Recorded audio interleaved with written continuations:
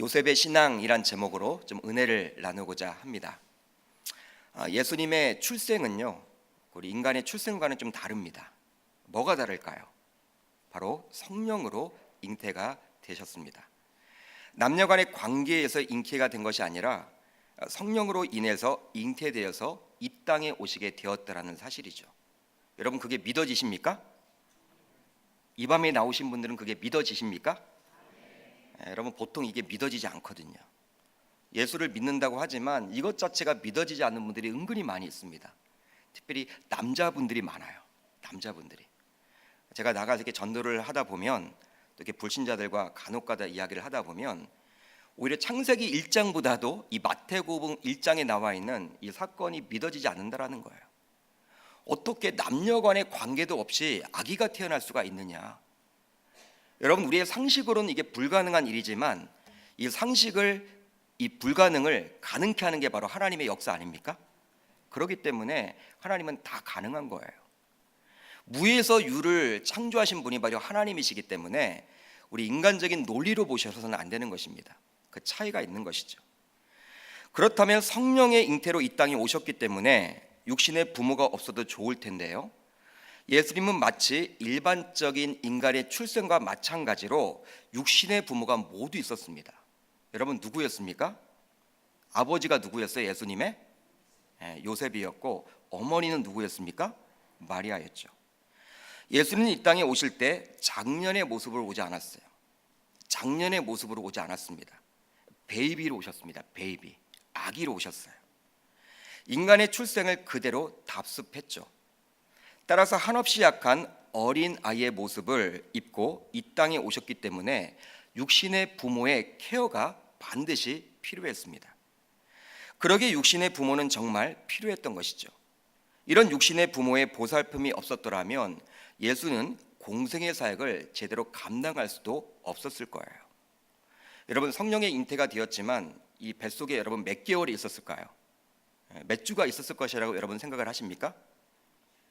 우리가 여러분 성경에 나와 있지 않기 때문에 잘 모르겠지만 여러분 40주겠죠. 보통 40주 후에 아기가 태어나기 때문에 하나님께서 그렇게 하신 것이라 저는 생각을 해봅니다. 어린아이가 태어나게 되면 굉장히 연약해요. 저도 자녀를 셋 보았는데요, 아내 뱃속에서 있다가 나온 그 아이를 처음 안았을 때 굉장히 감격이 있더라고요. 굉장히 감격이 있는데 한편 두렵기도 하더라고요. 떨어질까봐, 아이가 떨어질까봐. 아이가 여러분 연약하니까 잘못해서 여러분 뭐 물건 같은 것들은 떨어뜨리면 그냥 뭐 괜찮지만 이 아이를 여러분 떨어뜨리면 어떻게 되겠어요? 여러분 안았지만 이게 불편한 거 있죠.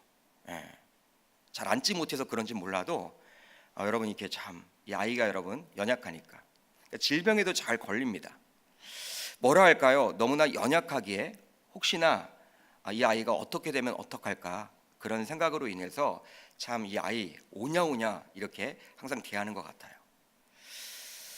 이런 어린아이는 누군가 젖을 물리고 또 입히고 씻기고 배설물을 치워주지 않으면 스스로 생존할 수가 없습니다. 스스로 할 수 있는 것은 그냥 우는 것밖에 없는 것 같아요. 여러분, 동물의 왕국 같은 그러한 방송 프로그램을 보게 되면요, 이 들소나 이 얼룩말 같은 경우에는요 새끼를 낳게 되죠. 새끼를 낳으면요 거의 1시간이면 딱 일어나서 어떻게 해요? 막 뛰어다녀요. 여러분, 혹시 말이 이 새끼를 낳는 장면을 보신 적이 있으세요? 동물의 왕국을 보게 되면요 얼룩말이 여러분 새끼를 낳았는데 1시간 정도 흐르니까 어떻게 돼요? 막 뛰어요. 근데 인간은 거의 불가능하죠. 일간은 여러분 불가능해요. 여러분, 한 달이 뭡니까? 1년이 지나도 여러분 걷지를 못하잖아요. 아이들 잘 아장아장 다니는 거지, 얼룩물은 여러분 1시간 후면 뛴다니까요. 그러니까 인간이 굉장히 연약함을 알 수 있는 것입니다. 그러니 부모의 보살핌이 정말 중요하죠. 예수님도 이러한 인간의 출생과 양육 절차를 동일하게 모두 거쳤습니다. 그런데 예수님의 육신의 어머니인 마리아에 대해서는요 우리가 설교를 통해서 많이 들어왔고, 또 카톨릭에서는 거의 우상시하다 보니까 이 마리아에 대해서는 아마 많이들 여러분 알고 계실 거예요. 그렇지만 그 육신의 아버지였던 요셉에 대해서는요 우리가 잘 듣지도 못하고 알지도 못하죠. 많이 들어보지도 못했습니다. 실제로 사복음서를 보게 되면 이 마태, 마가, 누가, 요한복음 가운데 이 마태복음에만 요셉에 대한 이야기가 조금 기록이 되어 있어요. 1장과 2장에. 여러분, 마가복음이나 누가복음이나 요한복음에는 기록이 되어 있지 않아요. 그만큼 여러분 이 요셉에 대해서는요 좀 희귀합니다. 자료가 희귀해요. 설교하기가 쉽지 않죠. 예. 여러분, 아마도 마태복음도 대상이 유대인이었기 때문에 그 요셉이 유대인의 조상의 반열에 올라 있기 때문에 그에 대해서 다소나마 기록하고 있지 않은지 좀 생각해 볼 수가 있겠죠. 이제 오늘은 본문에 나온 말씀에 한번 근거해서 요셉이 과연 어떠한 인물이었고 그의 신앙이 과연 어떠했는지 살펴보므로 기도 제목들을 한번 만나보기를 원해요. 오늘 우리가 살펴본 본문 1장 15절로 16절을 보십시오. 여러분들이 가지고 있는 성경을 눈으로 한번 보시길 바랍니다. 15절과 16절을 보게 되면요, 요셉은 아버지가 야곱이었고 조부는 맏단이었으며 아내는 누구였습니까? 마리아였음을 알 수가 있겠죠. 그리고 그리스도라는 예수를 낳게 되었음을 알 수 있습니다. 1장 15절 16절을 보면 잘 그렇게 기록이 되어 있어요. 이것이 바로 예수 그리스도의 계보에 나오는 팩트입니다. 팩트예요. 이 요셉은 마리아와 함께 약혼을 하게 되었다고 나와 있습니다. 약혼을 했다. 요즘은 약혼을 하는 가정들이 거의 찾아볼 수가 없어요. 부모님들의 상견례로 이렇게 약혼을 대신 하는데 저의 그런 부모님 세대만 하더라도요 약혼을 하는 경우들이 있었습니다. 약혼. 그 당시 약혼을 했더라고요. 요즘은 양가 부모님의 상견례로 여러분 대신 이렇게 하죠. 그러기에 우리는 보통 요셉과 마리아가 한 이 약혼을 우리가 알고 있는 약혼식 정도로 여기는 경우가 있는데 유대인들의 약혼은요 그런 의미가 아니었어요. 그러니까 법적인 의미가 다 들어가 있습니다. 오히려 결혼식은요 그냥 그 식 자체가 중요한 거예요. 보통 유대인들은 이 결혼식을요 그냥 먹고 즐기고 마시고 이 필요연 개념으로 합니다. 그리고 약혼이 중요해요. 약혼이 여러분 거의 법적인 그러한 절차를 맺는 그런 과정입니다. 그게 바로 유대인들의 약혼이었죠. 당시 유대인 신부와 신랑은 자신들의 혼약을 여러 증인들 앞에서 서로 맹세했는데 한정된 의미에서 이것은 본질적으로 결혼과도 같은 의미를 갖는다라고 보시면 되는 거예요. 그 이후로 19절을 보시면요 요셉을 가리켜서 마리아의 남편이라고 기록을 해주고 있고 20절을 보시면 마리아를 가리켜 요셉의 아내라고 분명히 기록을 하고 있어요. 지금 우리들의 관점으로 보게 되면 말이 되지 않죠. 우리들의 관점으로 보게 되면 결혼 예식이 맞춰져야지만 이 법적인 구속력을 갖는 것이지 약혼할 때는 이 파혼도 많이 하잖아요. 아직까지 법적인 게 안 되기 때문에 아내라고 남편이라고 기록을 할 수 없어요. 근데 유대인들은 이렇게 약혼만 했어도 그냥 남편이라고 아내라고 기록을 했죠. 오늘 본문을 보게 되면 그걸 통해서 법적인 것들이 갖춰짐을 알 수 있는 것입니다. 그러나 두 사람인 요셉과 마리아가 법적으로 부부는 되었으나 한 가정을 이루어 동거하기까지는 보다 많은 시간이 필요했어요. 약혼을 하고 나서요 이제 결혼식까지는요 이제 좀 시간이 필요했습니다. 이제 친정에 있다가 이제 남편이 부르게 되면 그 남편 집으로 가게 되는데 이 결혼식을 하게 되고요. 그러한 시간이 필요했음을 알 수가 있죠. 따라서 마리아가 잉태된 사실을 알게 된 때는 요셉과 동거하기 이전이었습니다. 즉 아직까지 마리아는 요셉과 약혼은 했지만 아직 동정녀임을 알 수가 있어요. 성경은 이러한 동정녀 탄생을 강조하기 위해서 25절을 보면 다음과 같이 기록을 하고 있죠. 어떻게 기록을 합니까? 아들을 낳기까지 동침하지 아니하더니. 여러분 후세학자들이요 이걸 믿지 않으려고 하잖아요. 뭐 요셉과 이 마리아가 약혼을 했기 때문에 관계를 맺은 것 아니냐. 후세학자들이 그렇게 생각을 할까봐 여러분 이 마태라는 저자는요 일부러 고의성을 가지고 성령의 잉태로 되었다고 나와 있지만 25절을 기록해주고 있는 거예요. 바로 아들을 낳기까지 요셉이 이 아내 마리아와 동침하지 않았음을 분명히 보여주고 있죠. 이런 동정녀인 마리아가 임신하였다는 사실을 요셉은 이제 듣게 되었어요. 알게 되었어요. 누군가에게 들었는지는 잘 모르겠지만 오늘 본문에서 밝혀주지 않기 때문에 잘 모르겠지만 요셉의 입장에서는 얼마나 여러분 황당할까요? 한번 생각을 해보십시오. 얼마나 황당 그 자체였겠습니까? 당황스럽겠습니까? 자신과 약혼을 했지만 아직까지 자신과 육체적인 결합을 하지를 못했어요.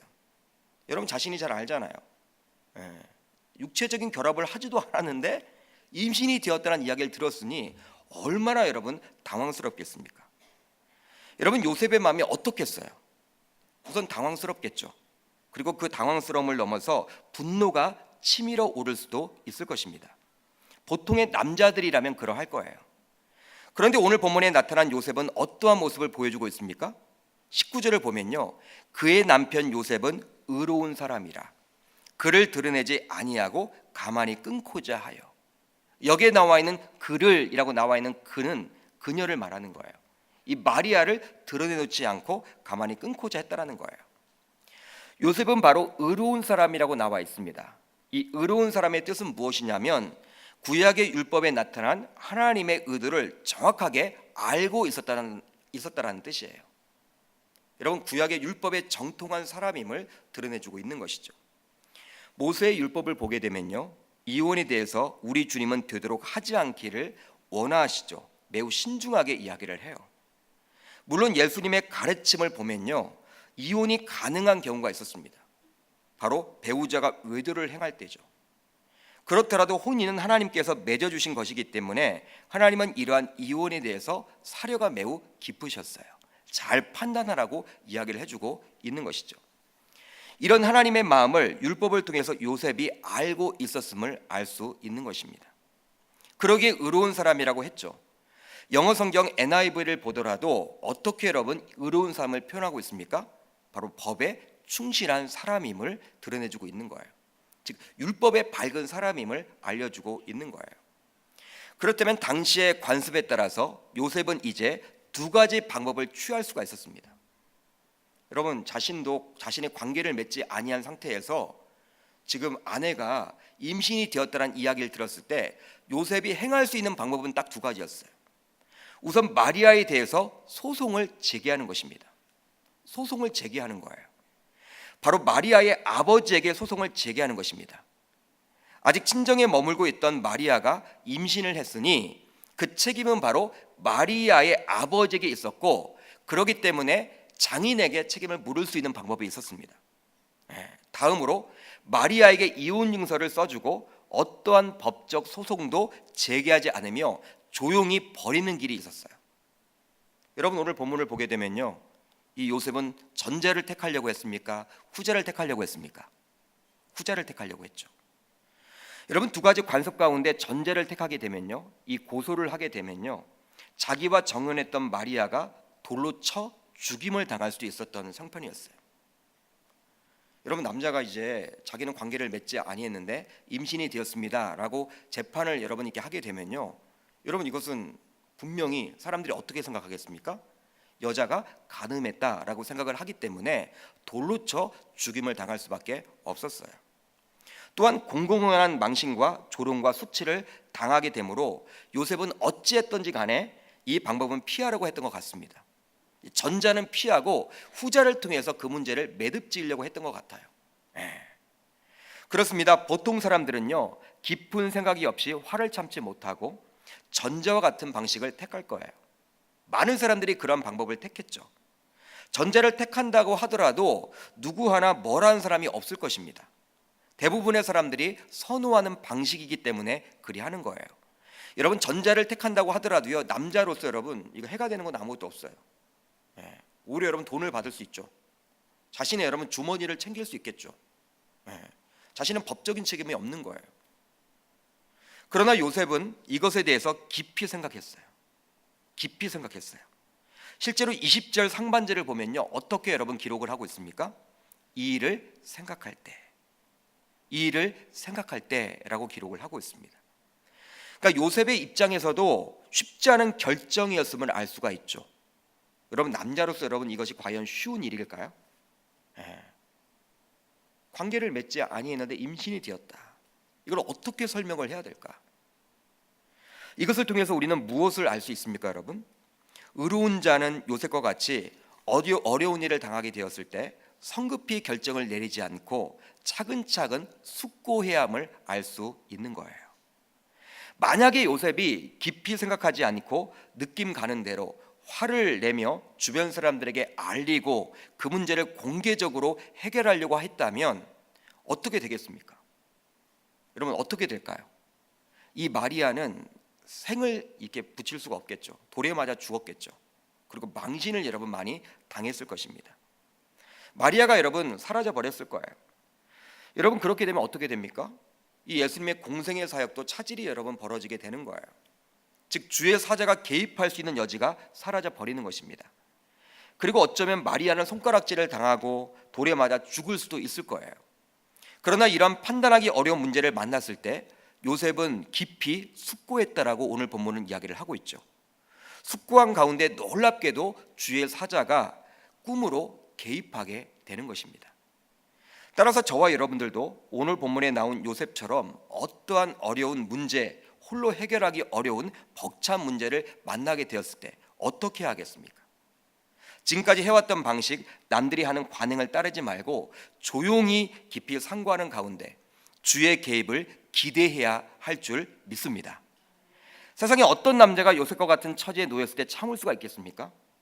아마도 대부분은 분노로서 이 문제를 해결하려고 할 거예요. 아마 어쩌면 여러분 이 마리아의 집에 찾아가서 멱살을 잡을지도 모르겠어요. 어떻게 그럴 수가 있냐고 따지고 할 거예요, 여러분. 대부분의 분들은. 그러나 요셉은 생각을 깊이 했다고 나와 있죠. 20절 상반절에. 아무리 화가 났다고 해서 그냥 터트려 버리지 않았다라는 거예요. 이런 자세가 바로 신앙인의 자세라고 할 수 있겠죠. 바로 하나님의 일하심의 여지를 남겨놓는 것입니다. 여러분 깊이 생각하는 가운데 누가 개입하게끔 되어 있습니까? 우리 주님이 개입하게끔 되어 있다라는 거예요. 새해를 맞아 우리 계명교회 성도님들 모두 어떤 감당하기 힘든 문제를 만났을 때 여러분 어떻게 하셔야 하겠습니까? 이제 오늘 본문에 나타난 요셉처럼 깊이 생각할 수 있기를 주의 이름으로 축복합니다. 바로 세상과 같이 폭발하지 마시고 생각하는 가운데 우리 주님의 일하심을 기대할 수 있기를 축복합니다. 생각하다 보면 주님이 무엇을 원하시는지를 묻게 되죠. 여러분 생각을 깊이 하게 되면요, 주님이 이 문제를 통해서 나에게 뭘 말씀하시는 걸까? 왜 나에게 이러한 어려운 문제가 생기게 되었을까? 예수를 잘 믿고 있는 가운데 이렇게 신앙생활을 잘하고 있는데 왜 나에게 갑자기 이런 문제가 생기게 되었을까? 곰곰이 생각하는 가운데 주님의 뜻을 묻게 되는 거예요. 그리고 그 주님의 마음을 알려고 몸부림치게 되는 것이죠. 그렇게 매달리다 보면 주님의 일하시는 것들을 우리가 맛보게 되는 것입니다. 이 밤 주님의 개입을 기대해 볼 수 있기를 주의 이름으로 축복합니다. 그렇다면 우리 주님이 개입하셔서 요셉에게 어떻게 말씀을 합니까? 바로 깜짝 놀랄 내용을 이야기해 주고 있어요. 바로 20절을 보면 이렇게 기록을 하고 있죠. 주의 사자가 현몽하여 이르되 다윗의 자손 요셉아 내 아내 마리아 데려오기를 무서워하지 말라. 그에게 잉태된 자는 성령으로 된 것이라. 자신과 약혼했던 마리아, 그녀의 뱃속에 있는 아기는 바로 성령에 의해서 잉태된 것이라는 이야기를 주의 사자를 통해서 듣게 되었습니다. 여러분 이런 일들이 지금 어떤 상황에서 벌어지고 있는 거예요? 꿈속에서 일어나게 된 거예요. 여러분들이 요셉이라고 한번 가정해 보십시오. 한번 요셉이라고 생각을 해 보십시오. 얼마나 황당한 일일까요? 얼마나 당황스러운 일일까요? 하나님을 믿고 있는 신자이지만 어떻게 나에게 이런 일이 일어날 수 있을까 생각이 들지 않겠습니까? 왜 하필 나야? 김 집사도 있는데 왜 하필 나야? 여러분 이런 생각 가지지 않겠어요? 우리 보통 그런 생각 하잖아요. 하나님 왜 나에게 이렇게 어려움을 주세요? 우리 다른 권사님들도 많은데 왜 하필 접니까? 여러분 이렇게 우리가 핑계댈 때가 많이 있잖아요. 아마 요셉도 여러분 그런 생각이 들지 않았을까요? 자신이 꿈을 잘못 꾸지 않았는지 굉장히 당황하기도 할 것입니다. 그런데 24절을 보시면요, 요셉은 담담한 모습을 보이고 있어요. 24절을 여러분 우리가 같이 읽어보도록 하겠습니다. 시작.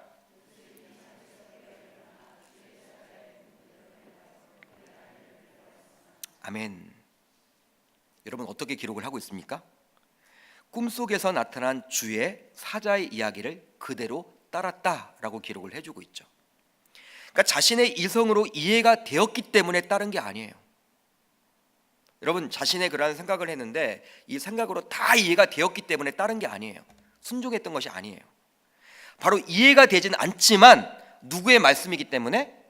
주의 사자의 권면이기 때문에 따른 거예요. 시간을 끈다고 해서 오랫동안 생각한다고 해서 이해가 될 문제는 아니죠, 여러분.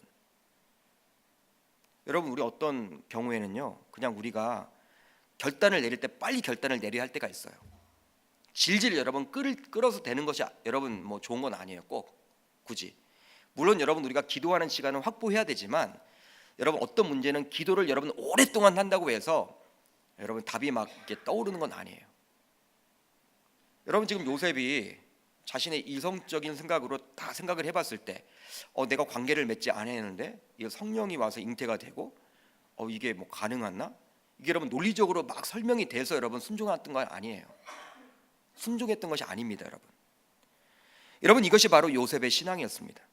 바로 참 믿음이 무엇인지를 요셉을 통해서 우리는 깨닫게 되는 것이죠. 이 밤 우리는 이 말씀에 나 자신을 한번 비추어 보았으면 좋겠어요. 신앙생활이란 우리 이성적인 사고로만 하는 것인 결코 아닙니다. 이성적인 사고로 하는 것이 결코 아니에요. 물론 우리 주님은 우리 인간을 빚으실 때 이성적인 사고도 분명히 허락을 해주셨어요. 예를 들면 그러나 신앙생활이란 세상살이는 분명히 달라요. 예를 들어보면요, 세상적인 관점, 즉 이성적인 사고로는 분명히 부응할 수 없게 보이는 것들이 있습니다. 근데 어떤 교회는 여러분 부응이 안 될 것처럼 보여요. 세상적인 관점으로 보게 되면 이것도 없고 이것도 없고 저것도 부족하고 다 부족하게 보여요. 그런데 놀랍게도 사람들이 굉장히 많이 몰리는 교회들이 있습니다. 분명히 인간적인 생각으로는 부응하고는 거리가 멀어도 하나님의 역사하심이죠. 하나님의 일하심으로밖에 설명이 안 되는 거예요. 여러분 IMF와 같은 금융위기를 만나게 되면 모든 기업과 조직과 가게가 모두 경제적으로 위축을 받기에 절대적으로 건물을 지을 수 없다라고 생각을 다들 하죠. 대부분 그렇게 여러분 생각을 합니다. 여러분 금융위기가 왔는데 이 빚을 지면 안 되잖아요, 여러분들. 이자가 여러분 높아지잖아요. 외환 위기가 오게 되면 여러분 건물을 지으려면 빚을 여러분 져야 되는데 은행에서 대출을 받아야 하는데 그거 갚기도 힘든데 어떻게 우리가 건물을 지을 수 있냐? 여러분 이런 생각을 하죠. 여러분 회사들도 여러분 다 위축을 합니다. 가게도 여러분 위축을 해요. 그런데 그런 위기 속에서도 성전 건축을 완수한 교회도 있더라는 거예요. 빚으로 처음 건물을 시작했지만 오히려 예산이 넘치기도 한다는 이야기를 우린 주변에서 많이 들어봤습니다. 그런 교회들이 실질적으로 있어요. 여러분 이것을 어떻게 이성적으로만 설명할 수 있겠습니까? 바로 하나님의 일하심으로밖에 우리는 설명할 수 없는 것이죠. 여러분 우리들은 생업에 몸을 담고 사회생활을 하기에 너무나 이성적으로만 교회를 바라보고 신앙생활을 하려는 경향이 있어요. 그러나 교회는 세상의 조직과는 완전히 달라요. 여러분 달라요, 정말. 저도 그걸 많이 봤어요, 여러분들. 그러기에 이성적인 사고로 교회를 바라보는 분들만 교회에 모여 있으면 절대로 그 교회는 어떤 행사를 할 수도 없고 어떤 진취적인 사역을 해나갈 수가 없어요. 고로 하나님의 일하심을 기대할 수도 없는 것이죠. 따라서 요셉과 같이 자신의 이성적인 사고로는 절대로 이해할 수 없지만 주의 사자의 말씀이기에 무조건 순종하고 보는 신앙, 이러한 순수한 믿음을 가진 사람들이 많이 모여있는 교회가 건강한 교회예요. 부흥의 발판을 마련하는 교회라 되리라 저는 믿습니다. 특별히 이성적인 사고가 강한 사람들은요, 요셉과 같이 순수한 신앙을 갖기가 참 쉽지가 않아요. 참 쉽지가 않습니다. 그렇기 때문에 산전수전을 다 겪은 분들은요, 여러분 늦게 신앙생활을 해도 이게 참 여러분 믿음이 확 들어오기가 쉽지 않은 것 같아요. 여러분 우리가 오늘 중등부 아이들, 이 고등부 아이들 기도했잖아요. 중등부 때보다 더 중요한 시기가 바로 이 초등부 때, 유년부 때예요. 왜 그럴까요? 어린 나이일수록 예수를 믿으면요 그냥 스폰지처럼 그대로 받아들여요. 그냥 아멘 하면 아멘 되는 거예요, 여러분. 이 성경 말씀이 그냥 이 스폰지처럼 받아들이게 돼요. 그렇지만 나이가 50이 넘어서 60이 넘어서 신앙생활을 시작하게 되면요, 분명히 교회는 출석하고 또 신앙생활은 잘하는 것처럼 보여도 이렇게 사회에서 묻은 때가 많다 보니까 참 믿음 갖기가 쉽지 않더라는 것이죠. 세상의 방식은 투입한 것에 비해서 많은 것을 뽑아내는 것입니다. 그렇지만 교회의 영적인 일은 그 반대의 경우도 많이 있음을 우리는 깨닫게 되는 것이죠. 우리 계명교회 성도님들 모두 요셉과 같이 이성적으로 이해할 수 없지만 주의 말씀이기에 먼저 순종할 수 있는 믿음 가질 수 있기를 주의 이름으로 축복합니다. 그렇다면 어떻게 요셉은 어찌 그리 신앙적인 순종을 할 수 있었을까요? 여러분, 어떻게 이런 신앙적인 순종을 할 수가 있었을까요? 쉽지 않잖아요, 여러분들.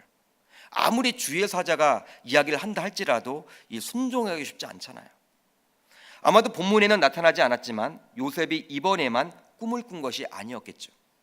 그 이전에도 자주 꿈을 꾸어서 꿈을 통해서 주님과 소통하고 있었을 것입니다.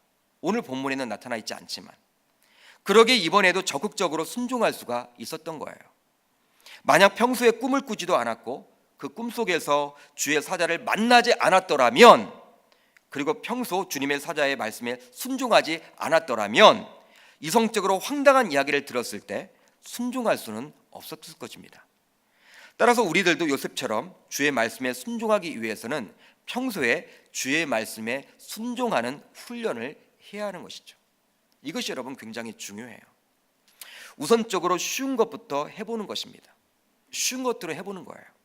그러다 보면 자신의 이성으로 이해가 안 되는 것까지도 하게 되는 역사가 나타날 줄 저는 믿습니다. 주의 사자의 분부대로 행한 요셉과 같이 저와 여러분들 모두 금년 한 해 주의 말씀에 순종해 볼 수 있기를 주의 이름으로 축복합니다. 실제로 요셉은 마태복음 2장에서도 주의 사자의 말씀에 순종하는 장면을 곳곳에서 보여주고 있어요. 여러분, 2장 13절로 14절을 보면요, 이렇게 나와 있죠. 우리 한번 같이 읽어보도록 하겠습니다. 자막을 통해서 같이 보도록 합니다. 시작.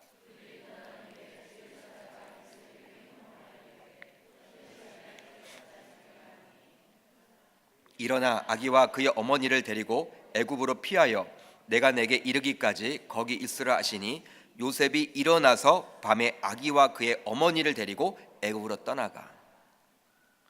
꿈에 여러분 나타난 주의 사자는 요셉에게 이야기를 합니다. 헤롯 대왕이 이 아기 예수를 죽이려고 하니 빨리 피신을 하라고. 어디로 피신하라고 합니까? 애굽으로. 그러자 요셉은 바로 그 자리에서 일어나서 애굽으로 피신을 떠나게 되죠. 여러분 14절을 보시면요, 요셉이 일어나서 밤에 아기와 그의 어머니를 데리고 애굽으로 떠나가라고 기록을 합니다. 또 있죠. 2장 19절로 21절을 보면 이렇게 기록을 합니다. 헤롯이 죽은 후에 주의 사자가 애굽에서 요셉에게 현몽하여 이르되 일어나 아기와 그의 어머니를 데리고 이스라엘 땅으로 가라. 아기의 목숨을 데리고 이스라엘 땅으로 가라. 아기의 목숨을 찾던 자들이 죽었느니라 하시니 요셉이 일어나 아기와 그의 어머니를 데리고 이스라엘 땅으로 들어가니라. 여러분, 어떤 말입니까? 이제 헤롯 왕이 죽였다라는 거예요. 그 예수를 죽이려고 했던 헤롯 왕이 죽었기 때문에 다시 이스라엘 나라로 돌아가라. 이러한 이야기를 애굽에 있었던 이 요셉이 듣게 되었습니다. 듣고 나서 여러분 어떻게 해요? 즉각적으로 순종을 하죠. 바로 21절을 보시면 요셉이 일어나 아기와 그의 어머니를 데리고 이스라엘 땅으로 돌아가니라. 여러분 14절에도 여러분 요셉이 일어나, 21절에도 요셉이 일어나. 여러분, 일어났다라는 것은 뭐예요? 즉각적인 순종을 이야기하는 거예요. 즉각적인 순종을 이야기하는 것입니다.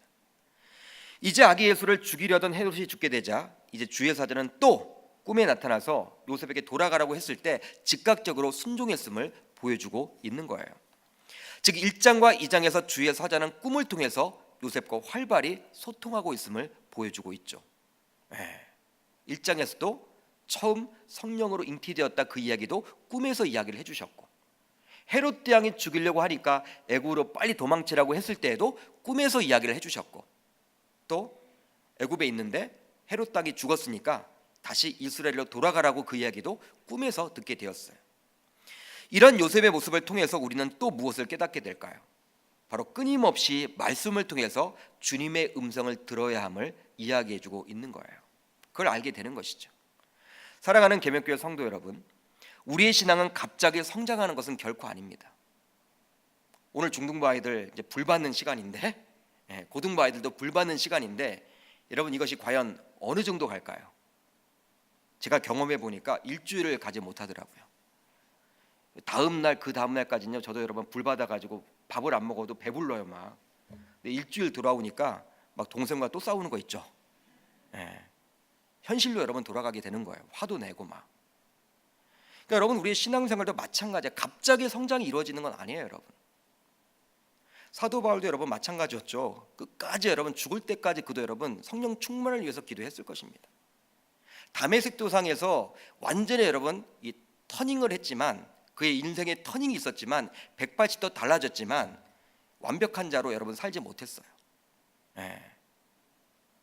바나바와 여러분 갈라졌잖아요. 바나바와 마가 요한을 데려가야 되느냐 말아야 되느냐.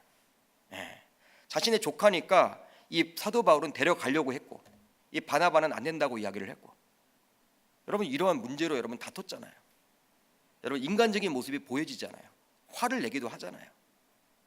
그러니까 우리의 신앙은 갑자기 성장하는 것이 아니에요. 어느 순간 지속적인 반복 훈련을 통해서 성장이 일어나는 것입니다. 성경에 나타난 요셉은 주의 사자의 말씀을 지속적으로 지금 들어요. 여러분 지속적으로 듣고 있죠. 네, 계속 듣습니다, 여러분.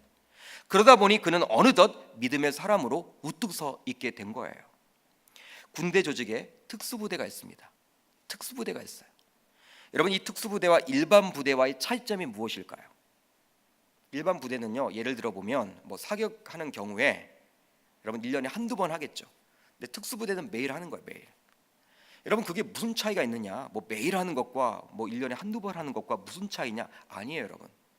여러분 매일 하게 되면 그게 여러분 쌓이면요, 이 특수부대가 되는 거예요, 여러분. 4년마다 올림픽이 열리는데요. 올림픽이 열리는 1년 전부터 모여서 운동을 해도 좋을 텐데 왜 여러분 선수촌에 그 많은 사람들이 모여서 국가대표들이 모여서 4년 내내 여러분 운동을 합니까? 왜 훈련을 합니까, 여러분? 이 반복 훈련이거든요. 반복. 지속적으로 해야 하는 거거든요. 몸에 익숙하게 하는 거거든요. 그만큼 육체의 단련에도 반복적인 훈련이 필요하듯이 우리의 신앙생활도 마찬가지라고 할 수 있는 거예요. 바로 지속적이고 반복적인 훈련이 필요한 것이죠. 새해를 맞아 저와 여러분들 모두 요셉과 같이 말씀을 듣는 훈련을 지속적으로 하셨으면 좋겠습니다.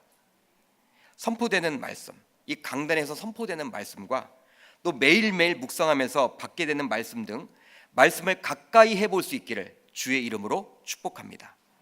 여러분 말씀에 노출되는 빈도를 늘려나가셨으면 좋겠어요.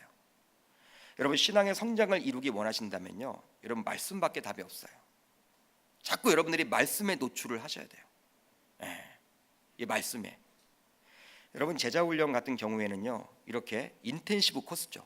1년 코스인데 거의 여러분 1년 동안은요, 밥 먹고 직장 가고 집에 오고 교회 오고 그것밖에 없어요. 자기 여가 생활 못 해요. 결혼식 동창들 다 못 찾아다녀요. 마트도 자주 못 가요.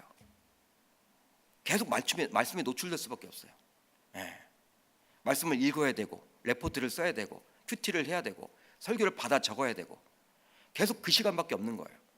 그러다 보면요, 여러분 죄를 지을 시간이 여러분 없어져요. 진짜 남자분들이 여러분 그런 이야기를 해요. 아유 목사님, 제가 죄를 지을 시간이 좀 없어진 것 같아요. 희한해요. 제 말에서 막 성구가 나가요. 목사님처럼 사람들이 저보고 목사님이라고 물어봐요. 예전 제 얼굴이 바뀌어졌대요. 여러분 말씀으로 여러분 그렇게 자꾸 빈도를 높이면요, 그렇게 되는 거예요. 베드로전서 1장 7절을 보면요, 너희 믿음의 확실함은 불로 연단하여도 없어질 금보다 더 귀하여 예수 그리스도께서 나타나실 때 칭찬과 영광과 존귀를 얻게 할 것이니라. 할렐루야. 이 말씀처럼 저와 여러분들 모두 믿음의 확실함을 모두 다 가짐으로 주님으로부터 칭찬을 받을 수 있기를 소원합니다. 여러분 요셉이 바로 이런 사람이었어요. 굉장하죠, 여러분. 굉장해요. 여러분 이 요셉과 같은 신앙은요, 갑자기 일어나는 것이 아닙니다. 갑자기 나타나는 것이 아니에요. 그러니까 여러분 수많은 사람들 가운데 여러분 그리스도의 족보에 기록될 이 요셉 얼마나 대단합니까? 마리아 여러분 물론 훌륭한, 여러분 우리가 뭐 캐톨릭에서 자꾸 우상화를 시키기 때문에 나중에 저도 한번 다뤄볼 예정이지만 마리아도 굉장히 여러분 믿음이 좋은 사람이었죠. 그렇지만 마리아 못지않게 이 요셉도 굉장했던 믿음의 사람이었어요. 여러분, 이제 말씀을 정리하려고 합니다. 이 말씀을 통해서 우리는 무엇을 깨닫게 됩니까? 여러분, 깊이 한번 여러분들이 어떤 문제가 생겼을 때 상고해 보실 수 있기를 축복합니다. 그 상고하는 가운데 바로 하나님을 떠올려 보시길 바라고, 하나님이 과연 이러한 어려움을 통해서 나에게 무엇을 말씀하실지 고민하시고 기도하신다면 하나님의 개입이 분명히 있으리라 저는 믿어요. 그리고 말씀을 가까이 하려고 몸부림쳐 보시길 바라요. 그런 빈도를 늘려 나감으로 말미암아 새해 요셉의 신앙이 나의 신앙이 되어서 하나님께 인정받고 사랑받는 우리 계명교회 온 성도님들 다 되시기를 주의 이름으로 축복합니다.